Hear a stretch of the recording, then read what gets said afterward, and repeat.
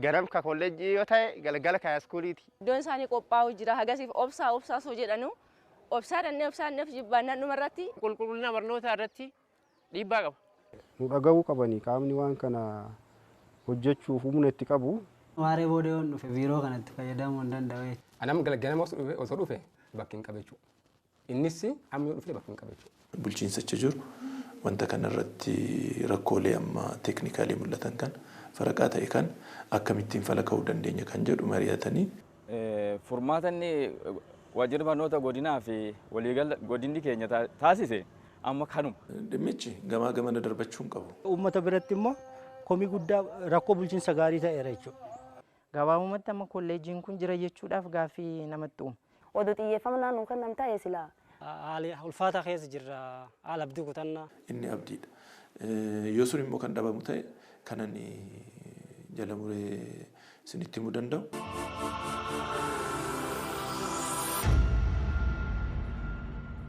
Kolleejjiin barnoota barsiisota yaaballoo gaafii hawaasaa deebisuuf kan hundaa'e yoo ta'u ammatti ogummaa barsiisummaatiin dippiloomaan marsaa 3 eebbisuun marsaa 4ffaaf barsiisuu irratti argama. Kolleejjichi gamoo mataa isaa qabaachuu dhabuun mana barumsa sadarkaa 2ffaa keessatti mana barumsichaa wajjin dabareen akka barsiisu waan taasifameef komii kaasee jira. Barattootaa fi barsiisonni mana barumsa sadarkaa 2ffaa fi akkasuma kan kolleejjichaas komii qabu. Kolleejjii barnoota barsiisota 13 qabna. 13 keessaa kolleejjiin barnoota barsiisota yaabelloo 13ffaadhallee jechuu dandeenya. Ka hunda booda hundeeffamedha. Yeroo edda hundeeffamee bubbuleera garuu hanga yoonaa dhaabbata mataasaa danda'e hin qabu. Garuu manneen barnoota sadarkaa 2ffaa keessatti kolleejjota baay'ee akkaatuma kanaatiin hojii jalqabsiisnaa erjensii jiru faana wal qabate kolleejjiin barnoota yaabelloos akkaatuma kana keessa jira jechuudha. Haalli baruu fi barsiisummaan barumsa kennaa dansaadha. Akka barsiisotatti hirmaachisanis ta'ee akka hordofii barattoonni qabanilles ta'ee dansaadha. Garuu kolleejjii fi manni barumsaa akkuma beekamu wal keessa waan jiruuf akka dansaaf akka nu galeetti barachuu fi nu mijachuutu hin jiru jechuudha. Faraqa tokko arganna. Guyyaa keessatti gaddeemnee laabireellee fayyadamuu hin dandeenyu jechuudha. Shiftiin keenya ganama ta'e kan kolleejjii galgalaadha. Galgal nu yaamuu fi barattoonni suni walirra bu'uu dandeenya. Kanaafiyyuu fayyadamuu hin dandeenyu jechuudha. Akka hanqinaatti wanti kolleejjii kana keessa jiru baay'ee guddaadha. Tokkoffaa lafti isaaf kennameera jedhama. Yeroo dubbatamu ni dhageenyaa ni gaafannas. Garuu hanga ammaa mana tokko waan tokko ijaarratee hin qabu. Dabalataan immoo haaskuulii keessatti kan inni barsiisu.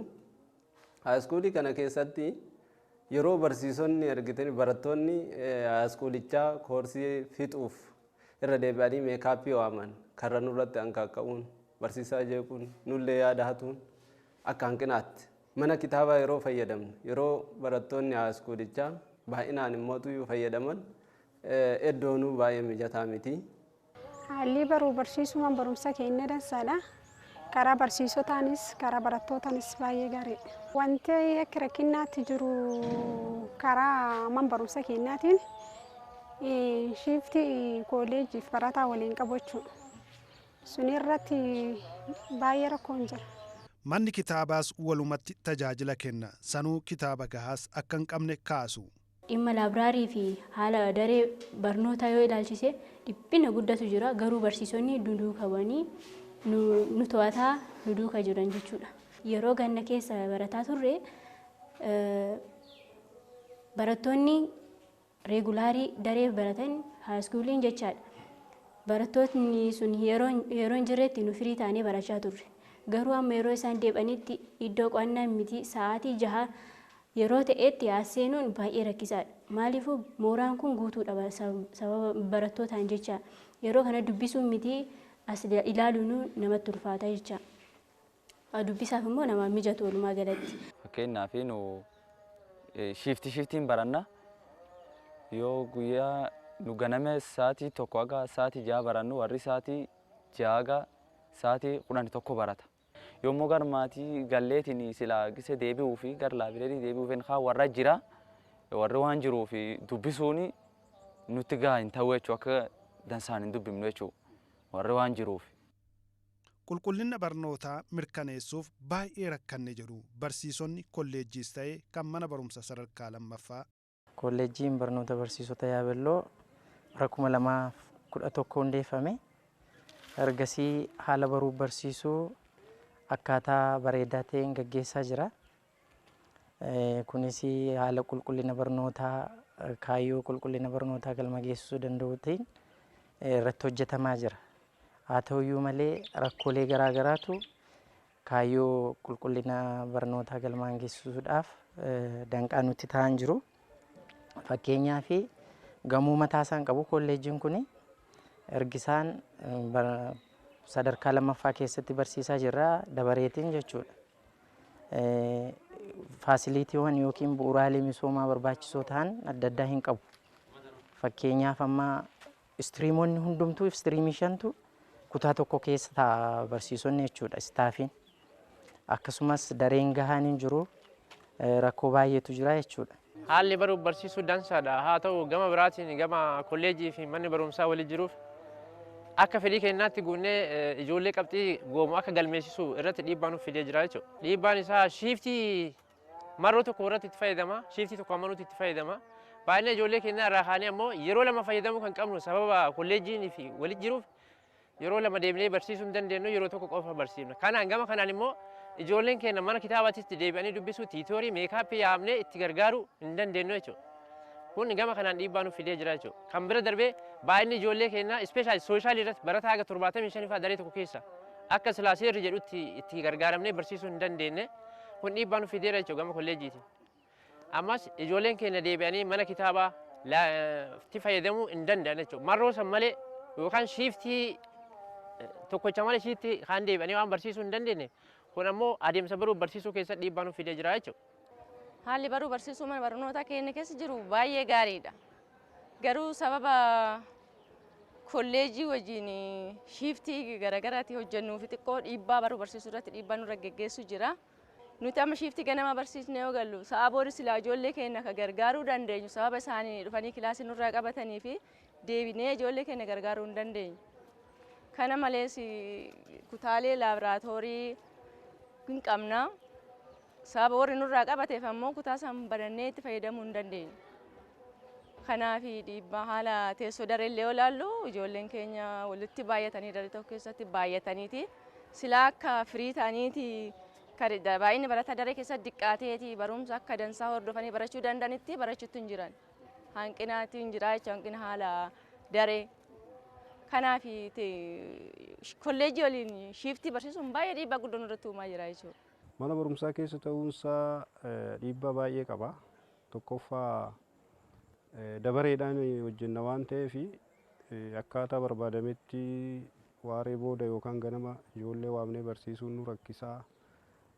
Itti fayyadama daree barnoota irratti rakkoo baay'eetu jira. Hanqina baay'ee uumaa jira jechaadha mana barumsaa keessa ta'uun. Kana qofaa miti istiriimiiwwan kophaa kophaatti ba'anii hojii ofii hojjechuu hin danda'anii gaafa barsiisonni hundumti dhufanii bakki taa'anuu rakkisaadha. Istiriimii 5 daree tokko keessa teenya inni kun immoo dhiibbaa guddaa qaba jechaadha. Kanaaf hanqina daree baay'ee nu quunnama jechaadha. Walumaa galatti kolleejiin of danda'ee humna guutuudhaan akka humna qabuun hojjisiisne dhiibbaa qaba jechaadha. Isaanis yeroo baay'ee numa dubbatu. Sababa dabaree tokko nuti fudhannuu fi ijoollee isaanii bakka lamatti qoodanii baay'ina daree keessa jiru xiqqeessanii barsiisuu irratti dhiibbaa isaaniitti fideera. Ijoollee baay'ee daree tokko keessatti walitti qabanii barsiisu waan ta'eef akkuma kana isaanis faraqaa tokko malee isa lammataa fayyadamuu hin danda'an jechaadha. Kun dhiibbaa guddaa qaba. Kanaaf wanti kun immoo itti yaadamee kun furmaata argatuu qaba rakkinni keessattuu rakkinni mana kitaabaa. Dhiibbaan inni qabu barnoota kennallee seeraan akka nu dubbinni nu godha dadhabbii guddaan irraa ta'utti jira jechuudha. Nus mana barumsaa iskuulii hin feena kolleejjii akkasuma hin feena kamiyyuu kenna garuu fedhiin keenya guddaan jechuudha. Osoo sila addaan bahe kolleejjiin ijaaramee iddoo fi argatee iddoo gadhiisee fi jedhu ta'e akka malee jaalannaa jechuudha. Kunichi immoo guddoo dhiibbaa irratti uumuutti jira haalli kuniin. Seeraan dubbisuu hin dandeenyu, akka nu mijatee dubbisuu hin dandeenyu, laabirii gaddeemnee seera fayyadamuu hin dandeenyu. Ganam ka kolleejjii yoo ta'e galgala ka haayiskuuliiti. Kanaafiyyuu firiidaamiidhaan bilis ta'anii dubbisuu hin dandeenye jechuudha. Kun rakkoo guddaa nurratti fidee jira. Indoomii haala qophii qabnu keessatti iyyuu akka malee nu shakkisiisa jechuudha. Dadhabbii nurratti ta'eera. Kolleejjiin illee keennaa nu fayyada. Haayiskuulii illee keennaa nu fayyada jechuudha. Ammoo dhiibbaan inni jiru nu waan shiftii tokko kan callaan barannuuf deebinee waan dubbisuu hin dandeenyeef dubbisuu fi qabxii galmeessuuf nurra dhiibbaa ta'uu danda'a jechuudha. Kun qulqullina barnootaa irratti dhiibbaa qaba. Ijoolleen qabxii goomoo galmeessuu hin danda'an jechuudha. Maaliif ijoollee 50 jedha seerri nu amma 75 aga 80 ispeeshaalii sooshalii irratti kan itti barsiisaa jirru jechuudha. Silaa bakka lamatti adda baasnee kan barsiisuu dandeenyu fuula tokko walitti qabnee barsiisaa jirra. Kun ammoo qulqullina barnootaa irratti dhiibbaa guddaa qaba jechuudha. Barnoota irratti dhiibbaan qaba. Barnoota yoo jennu nu barattoota keenya yeroo shiiftii kennaa barsiifnee shiiftii waaree booda ammoo isaanillee deebinee asitti yaamnee gargaaruudhaaf ammoo sababa warri dhufeeti dareewwan qabatuuf mana barumsaa qabatuuf nu ammoo deebinee warra gargaaruu hin dandeenyu. Kun ammoo baruu barsiisuu irratti dhiibbaa guddoo nurratti geggeessaa jira jechuudha. Amma barataan nu qabnu gara barataa 600ti. Shiiftii tokko qofa barsiifna. Shiiftii tokkotti immoo barataa 600 kana ol keessummeessuu hin dandeenyu. Dareen barnootaaf ijaarame hedduun isaa kaan kutaa isiitii kaan istaafa barsiisota kolleejjitii akkasiin irraa ciccitee jira. Dareen silaa barsiisuuf qophaa'eyyuu hedduun isaa waan biraatiin qabamee jira waan ta'eef barattoota kana caala simachuu hin dandeenyu. Kun immoo nu bira dabree dhiibban isaa sadarkaa lammaffaa shaalaqaa 60 kan magaala kan keessa jiru akka barattoonni humnaa ol achitti walitti qabaman ta'ee jira jechuudha. Naannoo barattoota 2,800 gara 3,000tu achitti walitti qabamee jira. Osoo kun kolleejjii faana gargar ba'ee asitti irraa qoodamanii loodiin achi jirullee irraa hir'achuu danda'a. Dabareen barsiisuun dhiibbaa akka qabu beekna jedha Biiroon Barnoota Oromiyaas. Dhiibbaan qabaatu jenneen kaanu. Kana jennuun immoo haala qabatamaa jiru keessattidha kan nuti fala kaa'uu dandeenyu. Ijaarsi piroojeektii takkumatti lafaa kaanee kan nuti ijaarru miti. Hin karoorfama mootummaaf dhiyaata. Mootummaan gaafa bajeta dhiyeessee ijaarama. Akkuma siin jedhe wanta akkasii keessa kolleejjoonni baay'een darbaniiru kan yaabeelloo qofa irratti ta'e miti. So mana barumsaa keessatti dabareetiin deemuun suni dhiibbaa qabamuu hin qabu kuni gaaffii fi dhimma dhiyaatu miti. Dhiibbaa qaba.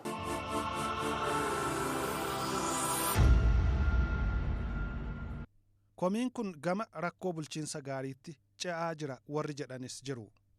Ammallee waan kolleejjii wal qabatu yeroo baay'ee deddeebinee barsiisonni hawaasni mana barumsaa baanee gaafachaa ture barattoota waliin ta'e kun ammoo furmaata homoyyii nu kaa'uu hin dandeenye jechuudha. Gama waajjiraatiin illee waggaa hedduu deddeebinee gaafachaa ture akka gannuu dhiisan jenne. Kunis furmaanni nu kaa'ame hin jiru jechuudha. Akka ogeessa barnootaatiitti kolleejjii bakka biraatti ijaaramee fi nuuf ammoo ijoolleen keenya akka firii ta'anii baratan manni kun silaa gannuu dhiifamuu qabaachuu barbaanneeti. Gaafiin dhiyaatee jira deebiin arganne agammatti. Kolleejjii kanaan durallee yeroo baay'ee yookaan nu gara dhibitti geggeessanii warri asitti baratu isin ammoo kun elementariitti illee nu galchanii turanii asii goonni sanii waan akka magaazinaa illee jira achillee gallee turre nu falmachaa yeroo dheeraatiif asittuu deebineeyyuu falmannee deebine maaliif jennaani kolleejiin gara biraatti haalli isaanii haga mijatutti haalli isaanii mijachuu jira fulaan isaanii iddoon isaanii qophaa'u jira hagasiif obsaa soo jedhanu obsaadhanneef jibbaannaan dhumarratti iyyanneeti asitti deebine. Haga iyyannee nu jenne iyyata keenya laalanii asitti nu deebisanii malee waan warra nurraa kaasanii isaanii haala mijeessanii nu kophatti nu baasan hin qaban agarraatti. Nu yoo nu waaree booda fayyadamu isaan waaree dura humna guutuun hojjechuuf akka malee sakaalaa nutti ta'ee jira. Biiroolee illee walitti fayyadamna barsiisaan istiriimii tokkotti istiriimiin hunduu kutaa tokko keessa jira. Daarekteerii man barumsaatii fi taanaan diinii daree tokko keessatti biiroo warra tokko akkasumas xiinsammuu kennaafillee yeroo gargaraa gaafii gaafachaa turre waggaa hunda waadaan hin galama waadaan kaan hojiitti hin jijjiiramu bakka haala ulfaataa keessa jirra haala abdii kutannaa komiin kunini hawaasallee keessa seenee ammaan tana komii hawaasa hunda ta'ee jira duraanuu qaam kolleejii jalaa bal'inaan itti dhiyeennaan gaafataa ture amma hawaasa bal'aa keessa seenee komii baay'ee ijoo ta'ee deemuu jiru Kanaafu gaafii yeroo hunda hin dhiyaata waggaa kanaaf isanii qabatamaa jedhanii waadaan galamkaan wanni itti jijjiiramu akkanaa waggaa torba guutuu lakkoofsisa. Waggaa torbaffaa jedhamu yooma akka ijaaramu hin beeknu. Kanaafuu gaafiin keen ijoon gamoon kolleejjii barnoo Barsoo Yaaballoo ijaaramuu qaba. Lafti erga kennamtee fi waggaa torba ejjita. Akkuma kolleejjiin hundeeffamteen lafa ijaarsa sanuuf ta'u qophaa'ee jira. Hektaari 24 waggaa hunda kolleejjiin ijaaramtu jedhee saamichi gargaraa irra gaggeeffamuuf haal bal'aan irratti deemsifamaa jira. Kolleejjiin qaama nageenyaatiif magaalaa waliin taa'ee irra ittisa jira. Ittisee dadhabee jira. Kanaaf yoo kolleejjiin kun dafee ijaaramta lafti sunillee gara biraatti deemuu jira jecha. Kanaafuu gaafiin keen inni ijoon ammallee tokkoffaa lammaffaa sadaffaallee gamoo kolleejjii kana akka nu ijaaramu gaafannaa jecha. Waajjirri barnoota magaalaa Yaaballootii fi waajjirri barnoota godina Booranaa rakkoon ka'e sirrii ta'uusaa mirkaneessu. Karoorichi karoota mootummaati biiroo barnoota Oromiyaati jechuudha. Biiroo barnoota Oromiyaatu dhiyeessaa ture.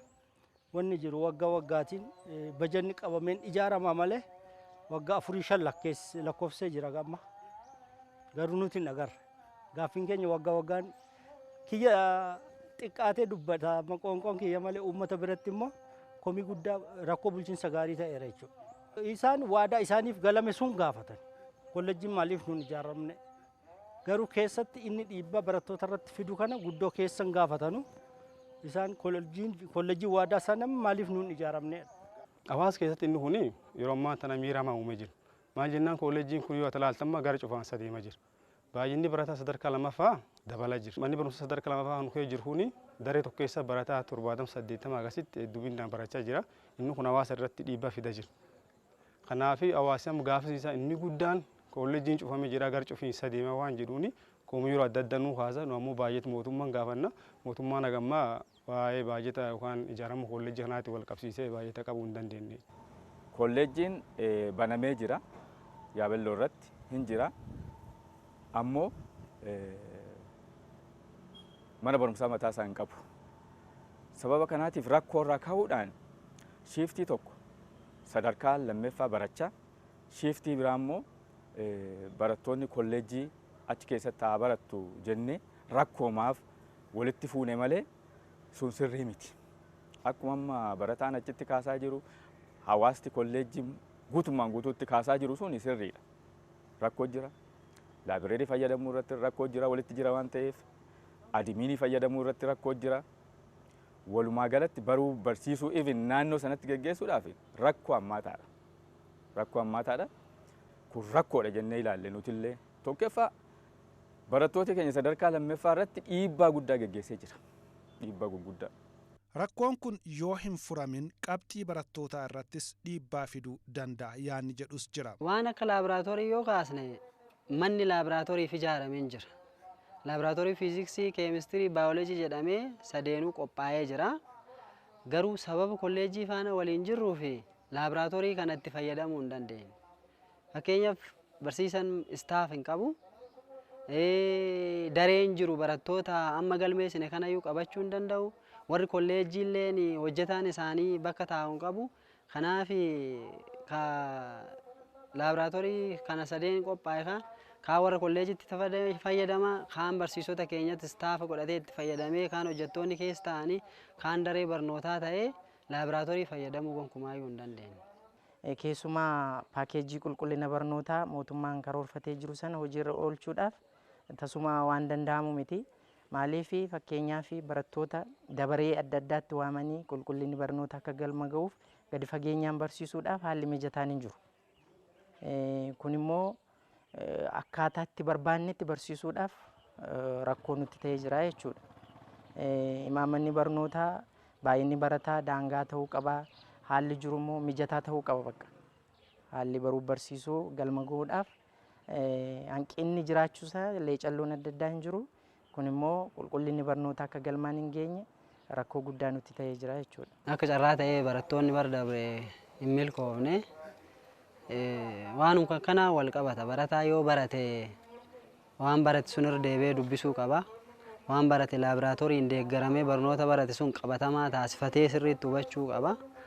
dhiibbaan kun walitti da'amee hin milkoofne jechuudha barattoonni asii. Kan furuu qabu hoggansuma achi jiru jedha biiroon barnoota Oromiyaa. Dhiibbaa qaba waan beekamaadha waan ta'eef garuu haalli qabatamaa achi jiruutiin hawaasni achi jiru bulchiinsa achi jiru instituushinii achi qabu keessaa duras gaaffii ummataatiin kolleejiin sun kan inni baname. Gaafa kana bananii haala wal dandeessisanii hanga mootummaan ijaarsa sana argatee bajetatti argatee raawwatutti akkuma duraan gaafatan sanatti hawaasni achi jiru bulchiinsa achi jiru bakka haala wal dandeessisee qopheessuu fi qaba jedheetiin yaada because gaaffii ummataatiin nuuf banamu jedhamee gaaffii ummataatiif baname soo edda baname immoo bulchiinsa achi jiru wanta kanarratti rakkoolee amma teeknikaalii mul'atan kan faraqaa ta'e kan akkamittiin fala ka'uu dandeenya kan jedhu mari'atanii kallattii ka'anii sirreessuun hin danda'ama yeroodhaaf dhimmichi waan yerootti waan ta'eef.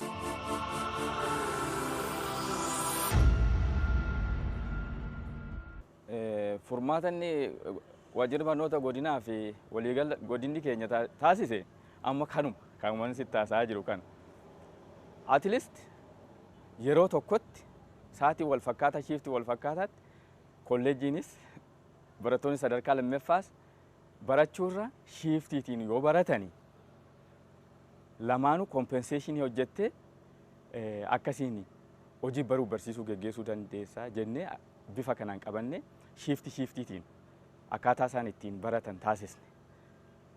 Dabalataan laayibireeriin kan wal qabatu mana barumsaa sadarkaa lammaffaa shaalaqaatti fayyadamuu dandeessi ijoolleen keenya ka sadarkaa lammaffaa koboolee amma rakkoon irra jiru kuni jechaadha. Achitti fayyadamuun hin danda'ama. Ammoo sa'aatii isaa walirraa fageessuudhaan haga kolleejiin kun ijaaramutti furmaata jennee wal magaafannee bakkuma tokkotti shiiftii isaa walirraa gorsinee barsiisaa jirra. Rakkoo ta'e. Kolleejii barnoota barsiisota godina Booranaa magaalaa Yaaballoo walii wal qabatee jiru. Gaheen godina lafa qopheessu. Lafa kolleejiin irra ijaaramu. Godinni kana qopheessee jira. Beenyaa achirra jiru kaffalchiisuu, lafa san qulqulleessuu, warra kolleejii ijaaru dhaabbata kontiraaktara san ijaaru kennu. Kana godinni gahee kenna baay'ee jira. Gahee kenna baanii jira. Itti aansee ijaarsi gaggeeffamuu qaba. Rakkoon kan mana barnootaa don ta'in manni barnootaa durumaachi jira. Kolleejittuu amma dhufee faraqaadhaan barsiisan waan ta'eef rakkoon kun furamuu qaba jennee nuti karaa waajjira barnoota godinaatillee biiroo barnootaa namoota hedduu beeksisnee jirra. Hagammaa deebisaa arganne kana qaama olaanaan qabatee jira. Yoom furama akkamitti furama kan jedhu noormaali waan godinaan furatuu miti. Gaheen godinaa maali qopheessuudha. Lafti sun kan mana barnootaati.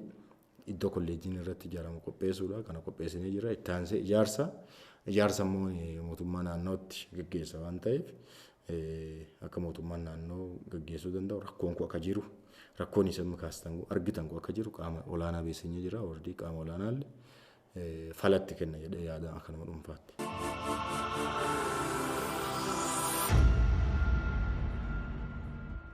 Dhimmichi gamaa gamana darbachuun qabu. Isaan haala qabatamaa amma keessa jiruun waa mijeessan jechuudha malee ijaarsi isaa isaan raawwatan jechuu miti. Akka isaan lafa kennan nuusitti meera. Lafni edda kennamee buleera lafa kolleejjii ijaaruuf ta'u kennamee jira.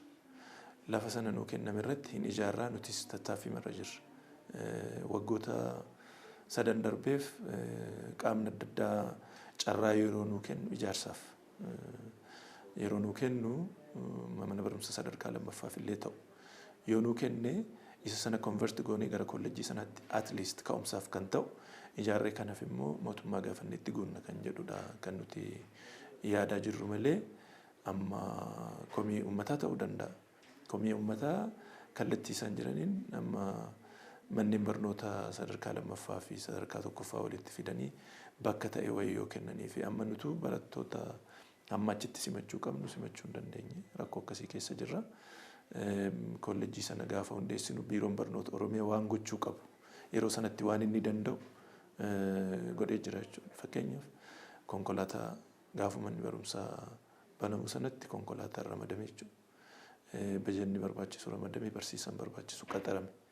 kan biiroon barnootaa gochuu danda'u isa kana. Bajeta ijaarsaa immoo kaapitaalli mootummaan yoo bajeta kenneen alatti biiroon barnootaa eessaayyuu fuudhee ijaaruu hin danda'u. Isa sana immoo haala qabatamaatiin mootummaaf dhiyeessinee amma rakkooma biyyuma keessa jiru wajjin wal qabatee kaapitaala irratti baay'ee deemamaan jiruuf malee mootummaanis didee miti jechuudha. Kanaaf yeroodhaaf garuu akkuma reefu siin jedhee akkuma kolleejjoonni biraa keessa darban mana barumsa sadarkaa lammaffaati miti kun mana barumsa sadarkaa tokkoffaa keessatti kolleejjiin barnoota barsiisota Ciroo waggaa 4 caalaa tureera. Manni barumsa Fichee waggaa 3 caalaa baalataa irraa kutaa ergifatee tureera. So amma hannuti ijaarsi barbaachisaadha. Infraastiraakchariin baay'ee barbaachisa. Garuu immoo kanuma sababa godhannee bakka sanatti xiyyeeffannaan hin kennamne jechuun hin danda'amu. Garuu kan kana faluu danda'u jedhee yaadu yeroodhaaf dhaabbata achi jiru wal dandeessisanii kolleejjii kanaaf bakka tokko yoo kennuu kan danda'an ta'e manuma qaban keessaa jechuudha. Akkaataa kanaatiin yoo deemame rakkoo sana furuun haalli itti danda'amu hin jiraata jedhee yaada. Qabatamaatiin magaalaa Yaabeelloo dhaqeen beeku, infraastiraakcharii achi keessa jiru beeku. Garuu loojikalii yeroo laaltu wanta kana osoo itti yaadamee wal dandeessisanii haala itti deemuu danda'an gochuun hin danda'amee yaada. Wanti akka furmaataatti godinaan kenname hoggansi kolleejjii barnoota barsiisota Yaaballootii fi kan mana barumsa sadarkaa lammaffaa teessoo tokko dabareen akka fayyadaman isaan dirqisiisuun hojii isaanii irratti dhiibbaa uumuu dubbatu. Biiroo kana warra kolleejjii faan itti fayyadamna. Anillee ittaanaan kiyyallee biiroo dhumkan kee jirra. Waaree booda immoo ittaanaa diinii kolleejjiitu asitti fayyadama. Kanaaf amma waaree booda yoon dhufe biiroo kanatti fayyadamuu hin danda'u jechuudha. Ittaanaan diinii kolleejjiillee shiiftii kanatti dhufee asii fayyadamuu hin danda'u. Gama biirootiin illee rakkoo kee jira. Biiroo tokko lamaan itti fayyadamna jechuudha. Amma hojii shiiftii kanatti fixuu hin dandeenye gaddeebinee hojjechuu fi biiroo keessa teennee hojjennu hin qabnu, biirootti abbaa dhimmaa keessummeessinu hin qabnu. Kun qulqullina barnoota irratti dhiibbaa guddaa qaba. Anam ganama osoo dhufe bakki hin qabechu. Innis amma yoo dhufe bakki hin qabechu. Kanaaf haal suniin deemaa jira. Nu dhagahuu qabanii qaamni waan kana hojjechuuf humna itti qabu baay'uma itti rakkachuu jirra waan ta'eef ilaaluu qaba. Hawaasni kunis dhaabbatuma barnoota olaanoo iyyuu dhiyoodha kan inni argachuu jalqabe. Kanaaf inni kun immoo akkaataa kanaan amma waggaa 5 amma baachii 3 eebbisnee jirra. Afreessoo qabna ijoollee. Hamma kanatti kolleejiin ijaaramuu dhabuun xiyyeeffannumti kennameeyyuu laafaa akka ta'e nutti agarsiisa waan ta'eef kana duras dubbachaa danda'e ofii jibbaanne bakka yeroo baay'ee nda'um deebineeti warra diinii waniin sila maal taatan isintu laafe moo jechaa turre. Isaanis waan irra gaan yeroodhaan nuu himaa turanii.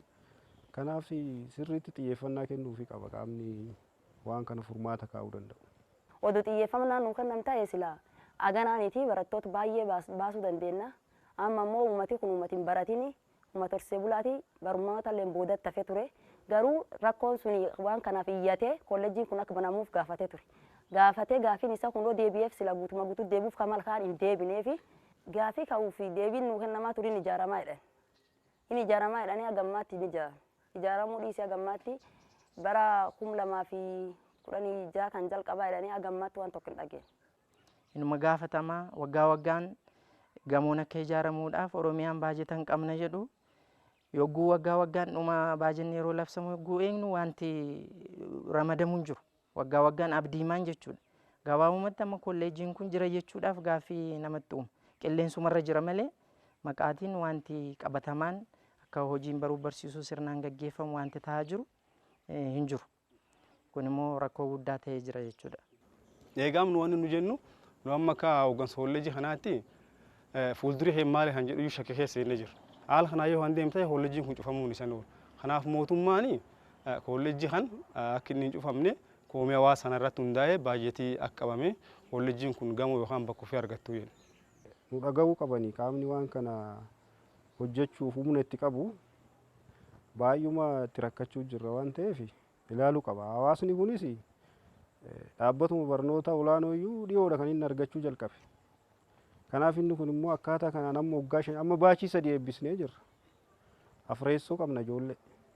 Hamma kanatti kolleejiin ijaaramuu dhabuun xiyyeeffannumti kennameyyuu laafa akka ta'e nutti agarsiisa waan ta'eef kana duras dubbachaa danda'e ofii jibbaanne bakka yeroo baay'ee nda'um deebineeti warra diinii waniin sila maal taatan isintu laafe moo jechaa turre isaanis waan irra gaan yeroodhaan nu himaa turanii kanaaf sirriitti xiyyeeffannaa kennuufi qaba qaamni waan kana furmaata kaa'uu danda'u. Waan furmaata ta'a jedhanis hunduu eereera. Furmaanni garuma biirootiin jira. Furmaanni garuma biiroo maallaqa naannoo keenyaa fi biiroo barnoota Oromiyaa waliin dubbachuudhaan ijaarsi sadarkaa godinni hin geggeessu sadarkaa isaatti hin geggeessu achumaatti baajanni ramadamee ijaarsi geggeeffama. Ijaarsi mataasaa geggeeffamuuti murteessaa ta'a ka kolleejjii achi keessaa ba'e dallaa mataa isaanii qabaatanii paakeejii guutuudhaan kolleejjiin ijaarame garas itti deemuuti furmaata ta'a. Nus baay'ee nu dhibee jira dhimmi kun isa jedhu kan isinii kaasuufan. Biiroon barnoota Oromiyaa kolleejjicha ijaaruuf yaalii godhaa turus sababa bajata hin argatiniif milkaa'uu dhabuu hima. Furmaata waliigalaa kan ta'u ijaarsa. Ijaarsa sana I hope yeroo gabaabaa keessatti yoo bajata arganne hin jalqabne inni abdiidha. Yoo sun immoo kan dhabamu ta'e kanan jala muree isinitti himuu danda'u mootummaan bajata nuuf ni kenna. Bajata nuuf kenna jechuun baniinsa kolleejjii sana kan hayyame mootummaadha waan ta'eef fedha keenya qofaa miti fedha uummata qofaa miti fedha mootummaatillee waan ta'eef mootummaan immoo bajata kan duubatti jedhu miti hin gaafannaa dhimma yerootti ta'a malee kolleejjiin sun hin ijaarama. Hordoftoota qophii Faana ETV komii barattootaa fi barsiisonni mana barumsaa sadarkaa lammaffaa fi kolleejjii barnoota barsiisota Yaaballoo mooraa tokko keessatti dabareen adeemsa baruu barsiisuu kennuun dhiibbaa nurraan gahaa jira jechuun dhiyeeffatanii fi deebii hoggansi aanaa hanga godinaatti jiru isin biraan geenyee jirra. Biiroon barnoota Oromiyaas dhimmicha hordofuun furmaata yeroo gabaabaa fi furmaata yeroo dheeraa kennuuf kan hojjetu ta'uu himeera. Dhimmi barnootaa hunduma ilaallata waan ta'eef rakkoo jiru furuuf hunduu haatumsuun dhaamsa qophichaati. Horaa bulaa.